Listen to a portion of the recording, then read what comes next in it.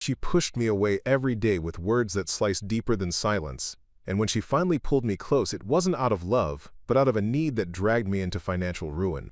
While she clung to me for stability, I realized I was drowning alongside her. That's when I stopped reaching out for her hand, and instead, reached for the door that led me away from the chaos. Before we jump back in, tell us where you're tuning in from, and if this story touches you, make sure you're subscribed, because tomorrow, I've saved something extra special for you. When I look back now, I sometimes wonder how I allowed myself to fall so far into a cycle where rejection became my daily bread, and debt became the price I paid for trying to save someone who had no intention of saving herself. At the start, nothing hinted at the storm that would follow. On the surface, she was everything that seemed like an answered prayer.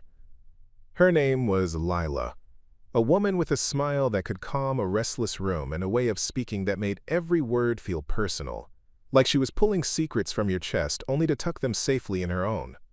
I met her not in some grand cinematic moment, but in the simplest way possible, in line at a small café near the corner of Oakwood and Willow Street. I had just come off another 12-hour shift at the repair shop where I worked, my hands still faintly marked with grease despite 3 rounds of scrubbing. She stood in front of me, tapping her card against the counter with that impatient rhythm that some people use when they're restless with the world. I remember how she turned back, caught me looking at the paperback novel tucked under her arm, and asked me if I'd read it. That small question felt like the start of something significant. Lila carried an air of independence, or at least that's what I thought then. She dressed simply, but she had a sharpness about her, like she knew where she was going in life and wasn't about to let anyone tell her otherwise. Our first conversation was clumsy, but it stretched long enough for me to walk out of the cafe with her number saved in my phone and a faint hum of anticipation filling my chest. What I didn't know then was how that anticipation would transform into a gnawing anxiety over the years, one that would erode parts of me I thought were unshakable. The early days of knowing her were colored by little details that made me feel like the world had finally decided to hand me something good. She'd send me photos of her sketches. She was an amateur artist who loved drawing people from memory, often capturing expressions better than any photograph could. She would hum songs under her breath while waiting for me to pick her up, and when she laughed, it felt like something honest and unfiltered. There was no warning in those moments of what would later come. If anything, those were the days when she drew me close, when she let me believe that my presence made her world softer. But as quickly as she invited me in, she also began to push me out. At first, I thought it was stress. Lila had a demanding job at a marketing agency, where deadlines seemed to stretch on endlessly, and her bosses never seemed satisfied. There were nights she'd call me sounding worn down, asking if I could come over just to sit with her while she worked late into the night. I'd watch her from the couch, her face illuminated by the harsh light of her laptop screen, and I thought that my presence was enough to make her feel less alone. Yet when the deadlines passed, when the tension subsided, her distance didn't fade. She began to withdraw even in the calm, brushing me off with clipped answers, pulling away when I reached for her hand, and leaving me with the growing ache of someone who is close enough to touch yet too far to truly hold. It didn't happen all at once, and that's what made it harder to see. Each day, the warmth that once pulled me in seemed to cool, and yet I clung tighter, convincing myself that this was just a phase, that love demanded patience, and that her walls were not meant to shut me out, but to test how willing I was to climb over them. I believed those things because I wanted to, because I couldn't accept the possibility that she simply didn't want me near anymore. Looking back, I realize how much I confused resistance for depth, how I mistook her distance as a challenge to prove my devotion. Every time she pushed me away, I stepped closer, determined not to give up on what I thought was real. But what I didn't see then was that my persistence was not bringing us closer. It was setting me up to be the one who would bear the weight of everything she didn't want to carry. That's the irony of how it began. The girl who asked me about a book in a cafe, the girl whose laughter felt like sunlight, became the woman who would drain my hope, my peace, and eventually my bank account. Part 1 of this story isn't just about how I met her. It's about how easily I convinced myself that the first signs of rejection weren't rejection at all, but obstacles worth enduring. That was the trap I stepped into with open eyes, thinking that love was about holding on, even when the other person's hands were already pushing me away. Before Lila ever became a constant thought in my mind, My life was marked by a steady rhythm, not glamorous by any means, but dependable in a way that made sense to me. I grew up in the working-class stretch of Brookhaven, a town that had more auto shops and hardware stores than coffee houses and boutique shops. My father spent most of his years repairing engines in a modest garage, while my mother stitched clothing at home for neighbors who couldn't afford to buy new. From them, I inherited a deep respect for practical skills and a certain suspicion of extravagance. I wasn't the kind of man who needed luxury. What I wanted was peace, stability, and someone to share it with.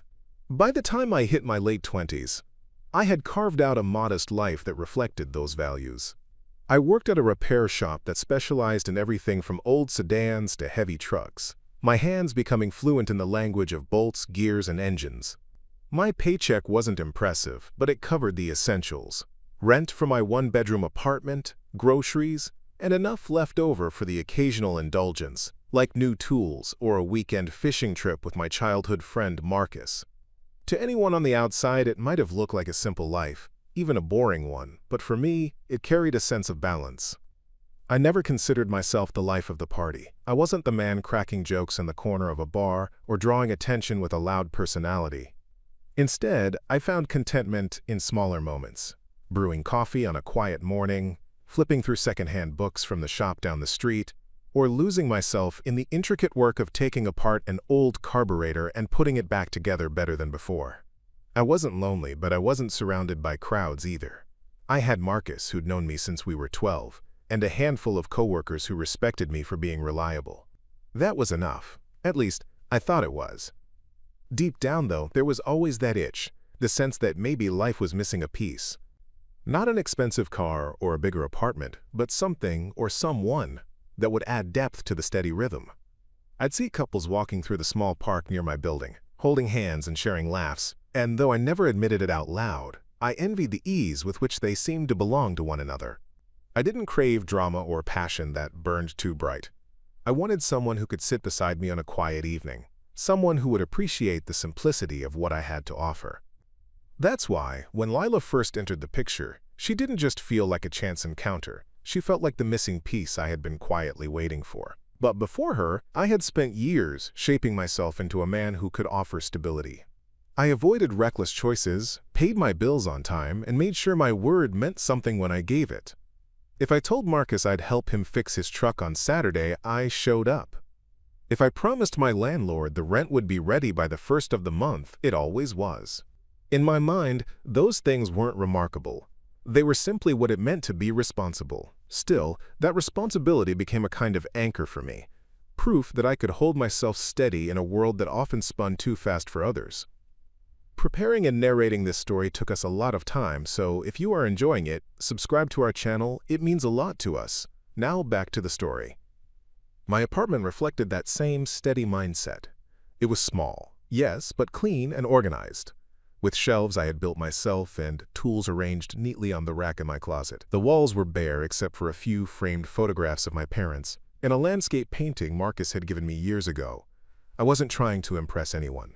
It was a space that allowed me to breathe after long hours at the shop, a place that reminded me that life didn't need to be flashy to be meaningful. When I cooked, it was often simple meals: roasted chicken, stir-fried vegetables, or pasta that I'd learned to prepare after watching my mother improvise recipes with whatever ingredients were at hand. I think it's important to explain this because it highlights the mindset I carried into my relationship with Lila. I wasn't chasing wealth or status. I wasn't dreaming of lavish vacations or designer clothes. I was searching for companionship rooted in trust, in the quiet assurance that two people could build a life together without needing the approval of the world. My values were simple, and in my heart I believed those values could be the foundation of something lasting. Of course, life doesn't always work that way. The very things I considered strengths, the steadiness, the patience, the willingness to carry weight without complaint, would later become weaknesses in the hands of someone like Lila. But in those early days, before I had any reason to doubt, those traits felt like the best parts of me. Even my friends saw me that way. Marcus often teased me, calling me the old soul, despite us being the same age. He'd say I lived life like a man 20 years older, always thinking ahead, always cautious. But when trouble hit his own life, when his girlfriend left him, or when his truck broke down, It was me he called, because he knew I'd be there, no questions asked. That reputation mattered to me. It wasn't about pride as much as it was about feeling that, in some small way, I could be counted on in a world where people often fell short. So when Lila came along, I didn't approach her with grand gestures or sweet-talking lines. I showed her consistency. I called when I said I would. I listened when she spoke, not just waiting for my turn to reply, but actually hearing what weighed on her. I believed that was enough. I believed, perhaps naively, that what I had to offer, the steady rhythm of my life, the unwavering nature of my presence, would be valued by someone who claimed to want stability too. In many ways, the setup of my life before her is what made the rest of the story sting so much. Because when someone like me, who valued peace and stability above all else, suddenly found himself tangled in chaos and financial strain, it wasn't just about the money or the heartbreak. It was about realizing that the very foundation I had built my life upon had been used against me, piece by piece. But at that point, before the warning signs appeared, all I knew was that I was ready to give everything I had built, the steadiness, the patience, the loyalty, to someone I thought would appreciate it. All I knew was that I had finally found someone who seemed to fit into the quiet world I had spent years creating. The beginning of my story with Lila didn't feel like the start of something tragic. If anything, it felt like the start of something beautiful, almost like stumbling across a hidden path that seemed to lead towards sunlight.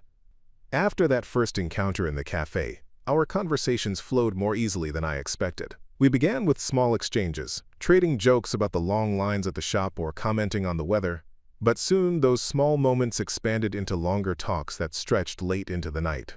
She told me about her childhood in a bustling city 2 hours away, how she'd grown up in an apartment above her uncle's bakery, where the smell of fresh bread was both comforting and suffocating because it never left her clothes.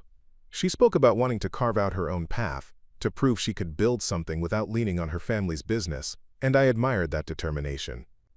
Our first real date wasn't extravagant. I picked her up in my old pickup truck, the same one that had been with me since high school, its faded paint and worn seats carrying more memories than miles. I took her to a small diner I'd been going to for years, a place where the waitress knew my order before I even opened my mouth. I worried at first that she might find it unimpressive, but instead she smiled, as if she'd been craving something ordinary. She teased me about ordering the same meal I always did, then surprised me by ordering the exact same thing. We spent hours talking in that booth, the coffee growing cold between us, and by the time I dropped her off at her apartment, it felt like the start of something solid. I think what drew me in most during those early days was how she seemed to balance strength with vulnerability. She would talk passionately about her career goals, how she wanted to climb the ladder at her agency and eventually start her own firm, yet she would also admit that sometimes she felt lost, unsure of whether she was making the right choices. In those moments, when her voice softened and she leaned into honesty, I felt like I was seeing a side of her she didn't show to the world. And it made me want to be the one she could always turn to when doubts crept in. The beginning was also filled with small gestures that made me believe we were on the same page. She would show up at the shop during my lunch break, handing me sandwiches she'd packed that morning, saying she wanted to make sure I ate something better than vending machine snacks. She left little notes in my truck, scribbled sketches of us as stick figures with silly captions. She even came fishing once with Marcus and me, despite hating the outdoors. And though she complained about mosquitoes the whole time, she laughed so hard when she slipped on the mud that I thought my chest would burst just from watching her. All those early moments painted a picture of a woman who not only cared for me but wanted to weave herself into my world. I remember thinking that this was how relationships were supposed to feel. Two people blending their lives piece by piece, building trust through shared time and small acts of kindness. I didn't notice then, or maybe I chose not to, the subtle cracks that would later widen into canyons. For instance, there were times when she seemed to shift moods without warning, going from warmth to coldness in the span of minutes. I brushed those off as stress from work or exhaustion from late nights. There were times when she spoke about her dreams with a fire in her eyes but dismissed my own dreams with a half smile, as though they were too modest to matter. I laughed it off, telling myself I didn't need validation, that it was enough for me to believe in her. What I couldn't see was how those small dismissals were the seeds of something larger. At the beginning, however, it was easy to ignore. because the good moments felt heavier than the bad. And when she held my hand during a late-night walk by the river, when she leaned her head on my shoulder as we sat on the hood of my truck under the stars, when she kissed me with a kind of intensity that made the world go quiet, those were the moments I clung to. They told me that whatever challenges might come, the foundation was strong enough to hold. I introduced her to my parents about 3 months after we started seeing each other. My mother, always cautious, studied her carefully over dinner, but she softened when Lila complimented her cooking and asked questions about her sewing.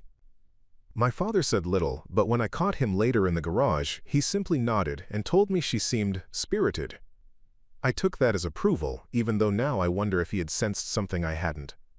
Marcus, on the other hand, was less subtle. After meeting her once, he warned me to keep my eyes open, that sometimes charm can be a mask. I laughed him off, insisting he was overanalyzing, maybe even jealous. I couldn't imagine that someone who made me feel so alive could also be the one to pull me into shadows. Those first months with Lila were a blend of hope, laughter, and that heady sense of possibility that makes you think you're finally stepping into the life you've been waiting for. I remember driving home from her place one evening, the windows down, her favorite song still echoing in my ears, and I thought to myself, this is it. This is the person I want beside me. It's almost painful now to recall how certain I was, how I believed that the foundation we were laying would carry us into something lasting and beautiful. The beginning was deceptive in its sweetness. It wasn't built on lies exactly, but on a version of truth that was incomplete. She showed me her best self in those early days, and I willingly filled in the gaps with my own hopes. I believed in her potential, in the picture she painted of our future, and in the warmth she gave me in flashes.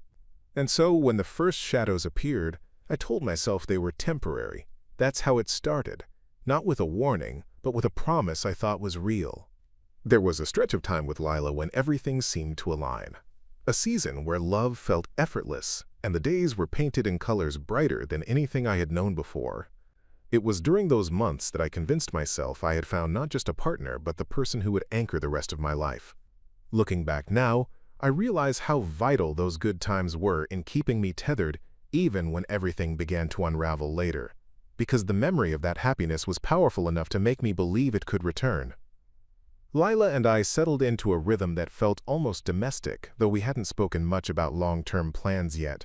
She began staying over at my apartment on weekends, her sketchbooks and clothes slowly accumulating in small piles around my place.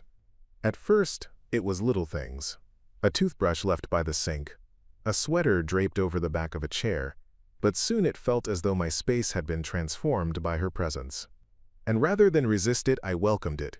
The scent of her perfume lingering on my pillow, the sound of her humming while she made coffee in the kitchen, the way her laughter filled the quiet corners of my apartment, those were things that made my life feel fuller, more alive than it ever had been. We built memories out of simple routines. Every Friday night after I closed the shop, she and I would pick up takeout from a small Thai place she loved. We'd sit cross-legged on the floor of my living room, cartons spread out on the coffee table, talking about our weeks. She'd tell me about the difficult clients she had at her agency, and I'd listen with interest, even if the world of advertising was foreign to me.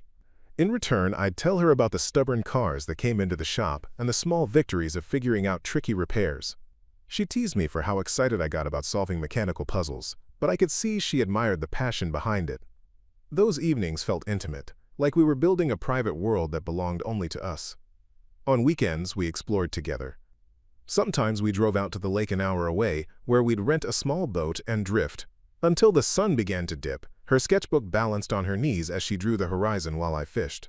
Other times we went into the city, walking through art galleries or sitting at small cafes where she would point out the quirks of the people around us, her artist's eye always finding details I would have missed. She had a way of making the ordinary feel extraordinary, and I loved seeing the world through her lens. I remember one evening in particular that felt like a snapshot of what I thought our future could be. We had gone to a local fair, something I hadn't done since I was a kid. She insisted we ride the Ferris wheel, even though heights made her nervous. As the wheel carried us higher, she clutched my hand tightly, laughing nervously at her own fear. When we reached the top, the town spread out below us in a sea of twinkling lights. She leaned her head on my shoulder and whispered, "This feels like home." That moment etched itself into me. It was the kind of memory that convinced me our bond was more than fleeting, that it had the potential to last. Even my friends and family began to notice how different I was during that time. Marcus commented one day that I seemed lighter, like a weight had been lifted off me. My parents, who had been cautious at first, started to welcome her warmly.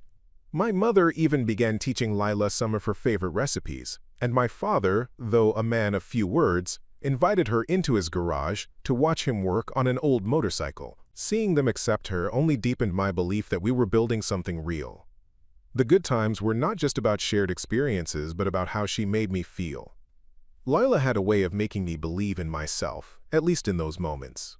She would compliment my work ethic, saying she admired how I carried responsibility without complaint. She pushed me to think bigger, to consider opening my own shop someday rather than just working for someone else. At the time, I thought that kind of encouragement was proof of her faith in me. I didn't realize yet that sometimes her encouragement was also a way of planting seeds for her own benefit, ideas that would later evolve into pressures I wasn't ready for. But in the glow of the good times, I only saw support. There were nights when we stayed up talking about the future, about places we wanted to travel, or the kind of home we'd like to live in someday. She described a house filled with light, walls covered in her art, and a big yard where she could plant flowers. I described something simpler, a modest place with a small garage where I could tinker with engines in peace. We laughed about how different our visions were, but I always reassured her that compromises were easy when love was strong. It felt like the kind of conversation couples were supposed to have, the kind that hinted at permanence. Those good times were intoxicating in their simplicity. They created a foundation of memories that made me believe we were building something that could withstand anything. And because those moments felt so genuine, I ignored the small undercurrents that occasionally unsettled me. I told myself that every couple had disagreements, that no relationship was perfect, and that the joy we shared was worth weathering any storm. If I could freeze time, I would have stopped it during those months. Back then, I believed wholeheartedly in us, in the idea that what we had was rare and worth fighting for.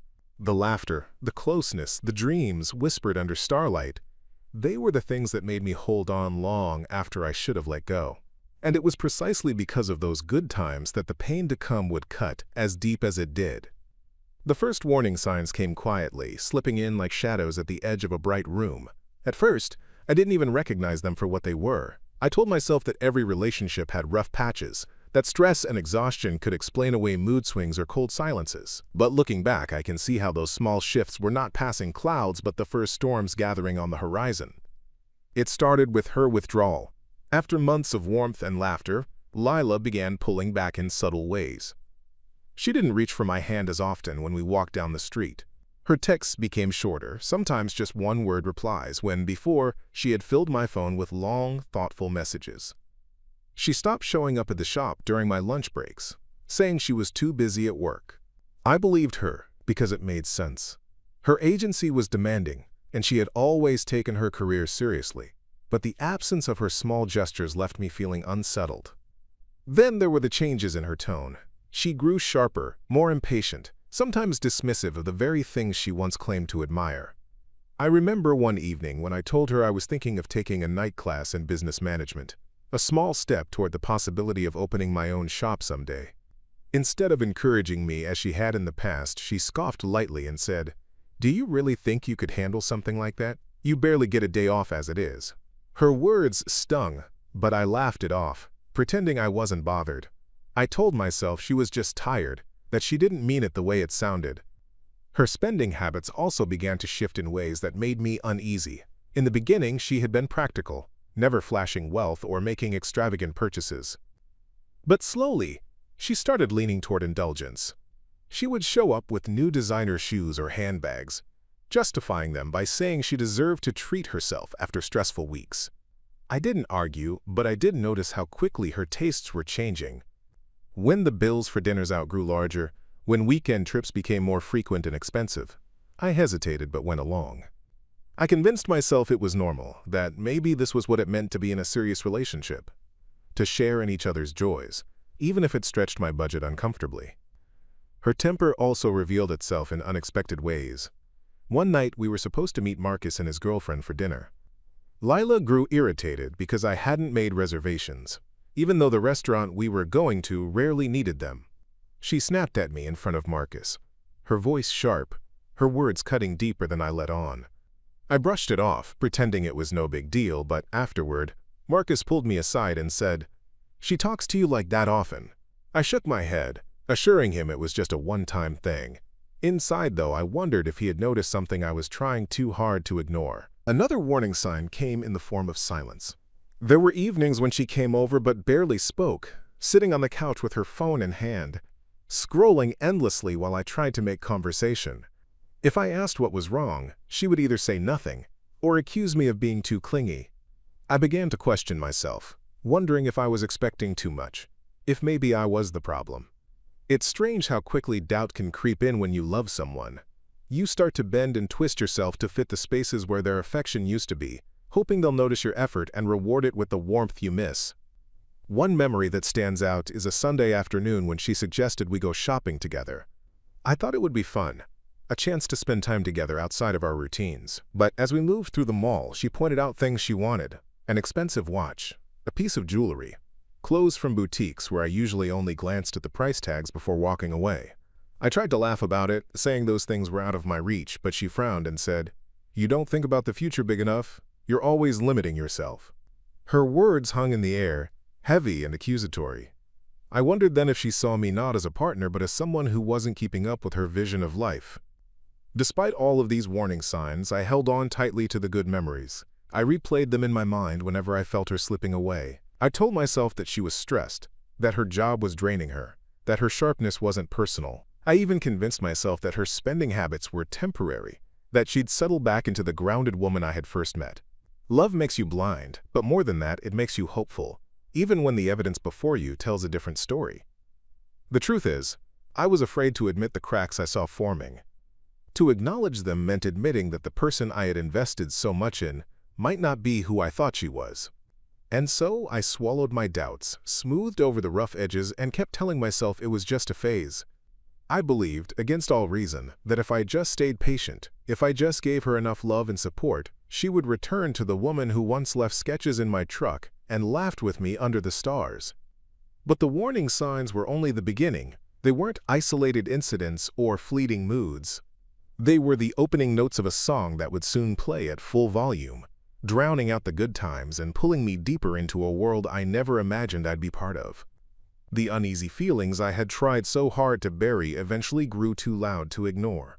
What once seemed like occasional sharpness or small indulgences turned into patterns that started dominating our relationship. It wasn't just that Lila was withdrawing emotionally or that her spending habits were changing. It was that the very foundation of our relationship felt like it was tilting, and I was scrambling to keep my balance. What began as subtle warning signs soon transformed into undeniable problems, the kind that weighed heavily on my chest and kept me awake at night. The arguments became more frequent, and they often centered on money. I had always been careful with finances, not because I didn't dream of more, but because I knew my limits and responsibilities. My job at the shop gave me enough to cover my rent, bills, and modest savings, and I carried a quiet pride in being able to take care of myself without falling into debt. But Lila seemed to live in a different world. She wanted weekends away, expensive dinners, and things I couldn't realistically afford. Whenever I hesitated or suggested something simpler, she accused me of being small-minded. "You don't think like someone who wants a future," she would say, her voice sharp and dismissive. "Why can't you aim higher?" What she called aiming higher often translated into me stretching my budget until it cracked. There was one night when she booked a suite at a coastal resort without asking me first, saying she wanted us to recharge together. When I saw the bill, I nearly choked. It was more than half my monthly rent. I told her I couldn't afford to contribute equally, that I would pay what I could, but she waved it off at first. "Don't worry, I'll cover it," she said. But later, when tensions rose over something unrelated, she brought it up again, accusing me of being a burden, of letting her shoulder the weight while I played it safe. Her words cut deep because they twisted generosity into leverage, turning moments that should have been joyful into reminders of my supposed inadequacies. Her behavior also became more erratic in social settings. At gatherings with Marcus and other friends, she seemed restless, as if she was constantly comparing our life to theirs. If Marcus mentioned a new investment, or someone else talked about a promotion, she would glance at me with an expression I couldn't quite read, disappointment mixed with something like disdain.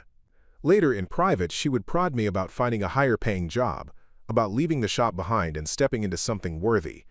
I tried to explain that my path might not look flashy, but it was steady, and I was working toward building something of my own.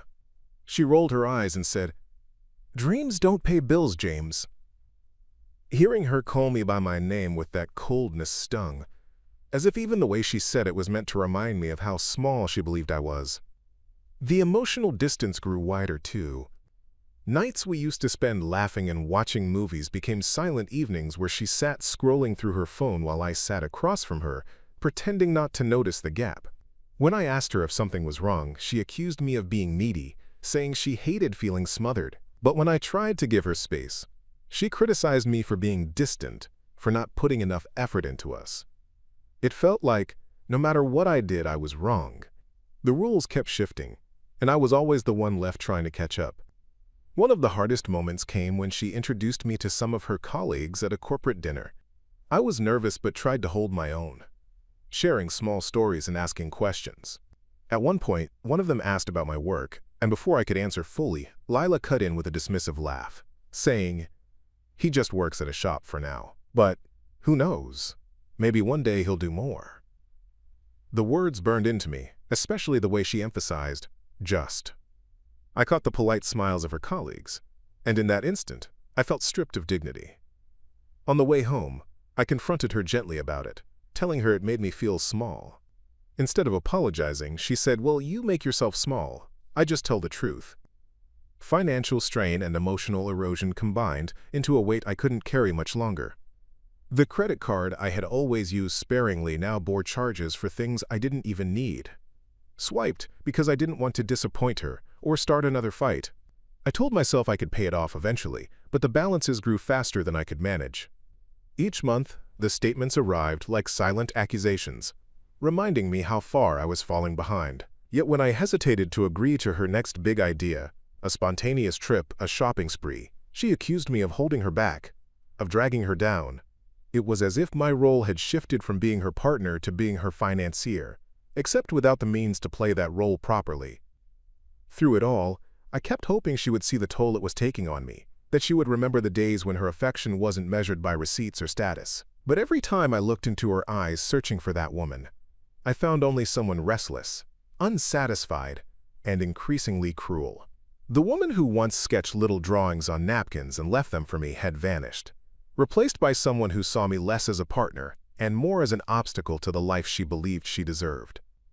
The problems weren't just escalating, they were consuming me. And though I couldn't admit it yet, deep down I was starting to wonder if the only way to stop the spiral was to step away entirely. But I wasn't ready to face that truth. Not yet. The weight of the problems pressing down on me was becoming unbearable, and though I tried to keep most of it hidden, the cracks were starting to show. I had always prided myself on handling my own issues, telling myself that whatever happened between Lila and me was ours to fix. But sometimes silence can be as loud as shouting, and the exhaustion in my face, the stress in my voice, and the slump in my shoulders were impossible to disguise from the people who cared about me. I began to notice the way friends and family looked at me, hesitant yet concerned, as though they were waiting for me to admit something I wasn't ready to say aloud. It was during this period that I realized just how much outside validation can force you to confront truths you've tried desperately to bury. Marcus was the first one to bring it up directly. He had always been a straightforward guy, not one to dance around uncomfortable topics. One evening after work, we sat at a diner we frequented, the kind of place with greasy fries and bottomless coffee, a small refuge from the chaos of life. He studied me for a while before setting his cup down with a thud. "James," he said, "what's going on with you? You look like you're carrying the world on your back." I tried to brush it off with a half smile, mumbling something about being tired from long hours. But Marcus wasn't buying it. He leaned forward, his eyes narrowing. "It's her, isn't it? Lila.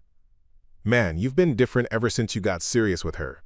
You're always stressed, always second-guessing yourself. This isn't you." The words stung, partly because they were true, and partly because hearing them from someone else made them harder to deny. I wanted to defend Lila, to say she was just going through a rough time, or that I was exaggerating the issues, but nothing convincing came out. Instead, I stared into my coffee, watching the steam curl upward like smoke from a fire I couldn't control. Marcus didn't press further, but he left me with a final remark that lingered. A woman who loves you should make you feel stronger, not smaller. That conversation echoed in my mind for days, but the validation didn't stop there. My sister Clara, who had always been attuned to my moods, confronted me during a family gathering. She pulled me aside while others chatted in the living room, her tone soft but firm. "James, are you okay?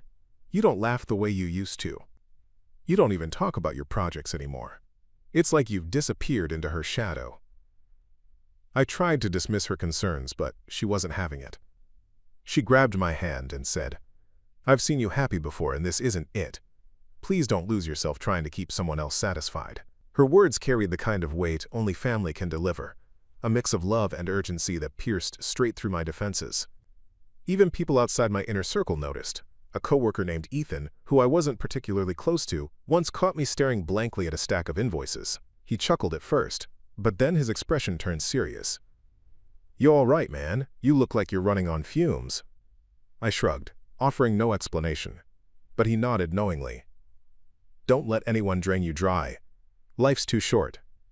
It was a passing comment, but it struck me like a hidden truth revealed by someone on the sidelines. When even casual acquaintances could see the toll my relationship was taking, it became impossible to pretend that everything was fine. The more people voiced their concerns, the more I realized how far I had drifted from myself. I thought about the person I used to be, the one who dreamed about opening his own shop one day, who laughed easily, who found joy in small victories. That man felt like a distant memory, replaced by someone who flinched at the sound of his partner's voice, someone who lived in fear of the next argument, the next expense, the next cutting remark. It was sobering to recognize that others could see the changes more clearly than I could. One evening, after another heated dispute with Lila over money, this time about her insistence on financing a luxury car, I found myself at Marcus's apartment, sitting on his worn-out couch with a beer in hand. He listened quietly as I recounted the argument, my voice cracking with exhaustion. When I finished, he shook his head. "James, listen to me. This isn't love. Love doesn't bankrupt you, emotionally or financially. You're chasing someone who doesn't even see your worth. Why are you fighting so hard to keep something that's tearing you apart?" His words landed with the force of a hammer, smashing the fragile wall of excuses I had been clinging to. The hardest part about hearing these truths was that deep down, I already knew them. Every warning, every concern voiced by those around me was a reflection of the unease I carried inside. But having it mirrored back at me stripped away the comfort of denial. It forced me to acknowledge that the problems weren't temporary, that they weren't going to magically resolve themselves if I just tried harder. Instead, they were escalating, and my refusal to face them was only prolonging my suffering. Looking back now, I realize that without those external voices, Marcus, Clara, even casual comments from people like Ethan, I might have stayed stuck longer, convincing myself that love was supposed to hurt, that sacrifice was the price of loyalty. But hearing others validate my experience gave me permission to see it for what it was, a situation that was unsustainable and eroding who I was. They reminded me of the person I used to be and pushed me toward the realization that something had to change. The walls I had built around my denial were beginning to crumble, and though I wasn't ready to make the final decision yet, I could feel the tide turning inside me. It was no longer just my quiet doubts whispering in the background. It was a chorus of voices urging me to reclaim myself. And as much as I feared what that might mean, I knew the moment of reckoning was coming.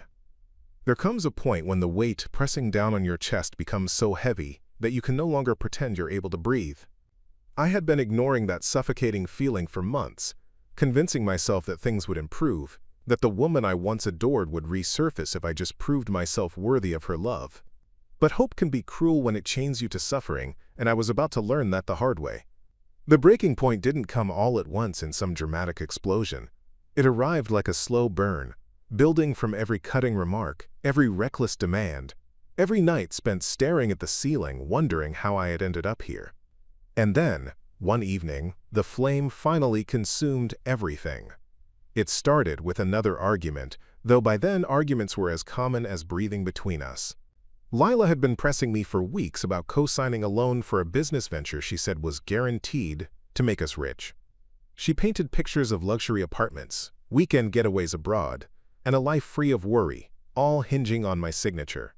I listened, my gut twisting, because I knew I couldn't afford the risk.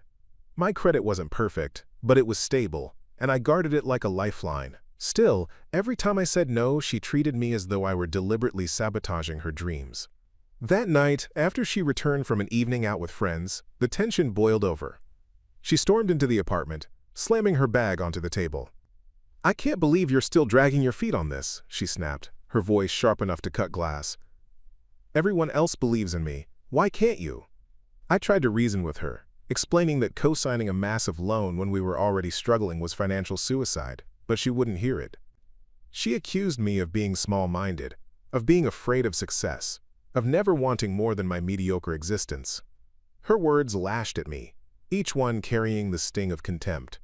I wanted to fight back, to defend the life I had built, but I found myself staring at her in stunned silence, realizing that the woman standing before me no longer resembled the person I had fallen in love with. Then came the moment that shattered everything. She stepped closer, her eyes blazing with frustration, and said, "If you really loved me, you'd do this for me. You'd prove it." The words hit me harder than any insult she had ever thrown my way. Prove my love? By chaining myself to a mountain of debt I couldn't possibly sustain? By sacrificing my future just to validate her fleeting sense of ambition? Something inside me snapped then. I saw with startling clarity that this wasn't about love. It never had been. Not anymore. Love doesn't demand proof through destruction. Love doesn't ask you to bleed yourself dry to keep someone else afloat. I remember standing there, the room spinning around me, as if all the air had been sucked out. My chest ached, my palms sweated, and my mind screamed the truth I had been too afraid to acknowledge. I couldn't do this anymore. This wasn't partnership, it was entrapment. And I was complicit because I kept saying yes to things I should have walked away from long ago. I looked at her then, really looked, and I saw not the girl with the playful smile and the gentle touch, but someone who had grown into a stranger. Someone who saw me as a stepping stone rather than a companion. Uglies. The breaking point wasn't just about the loan or the arguments or the insults. It was about the slow erosion of who I was. I had lost pieces of myself, little by little, until I barely recognized the man staring back at me in the mirror. I thought about my dreams of opening my own shop, of building something steady and lasting. I thought about the nights I once spent laughing with Marcus, the advice Clara had given me, the concerned looks from people who cared. And then I thought about the constant fear, the financial anxiety, the gnawing sense that I was never enough. The scales tipped that night, and for the first time in a long while, I chose to believe in my own worth. I told her no. My voice was steady, though my heart thundered in my chest. "I won't do this, Lila. I won't sign. And I won't keep living like this." For a moment, she just stared at me, her mouth open in shock, as though the word no was a language she didn't understand. Then her face twisted in rage. She hurled insults, accused me of betrayal, shouted that I was ruining her life. I let her words wash over me, but they no longer had the same power. They didn't pierce me the way they used to. If anything, they confirmed what I already knew, that I had become nothing more than a pawn in her endless chase for more. That night, as I lay in bed beside her silence, the decision crystallized in my mind. I couldn't fix this. I couldn't fix her. And I couldn't keep sacrificing myself on the altar of her ambitions. I had reached the bottom, and from here there was only one way forward, up and out. For the first time in months, maybe even years, I felt something close to clarity. It was terrifying, but it was also freeing. I knew the path ahead would be painful, but it would be mine. The final realization didn't come with fireworks or grand gestures. It came in the stillness of my own thoughts, in the quiet recognition that I had been dying a slow death by compromise, and I refused to let it continue. I had hit rock bottom, and in that moment, I understood that the only way to save myself was to leave. The morning after my realization, I woke with an unusual sense of calm, though my stomach still churned with nerves. The apartment was quiet, sunlight spilling weakly through the blinds, but I felt the weight of a decision pressing firmly against my chest. For the first time, It didn't terrify me. It steadied me. I knew what had to be done. It wasn't going to be loud or dramatic, and it wasn't going to be easy, but it was going to be final. I had spent too long letting someone else dictate the course of my life, too long believing that love required surrendering myself piece by piece. Now I understood that love without respect and balance was nothing more than a trap, and I was ready to pull myself free. I rose quietly, careful not to wake Lila, who had retreated into a cold silence after our fight. I moved through the apartment like a man tracing the lines of his own prison for the last time. The photos on the wall, the trinkets on the shelf, the remnants of a life I had poured myself into, they all seemed hollow now, symbols of a partnership that had rotted from within. I gathered my essentials, a suitcase with my clothes, a few personal items, and the old journal I hadn't written in for months. I left behind anything that tied me to the endless cycle of fights and debts.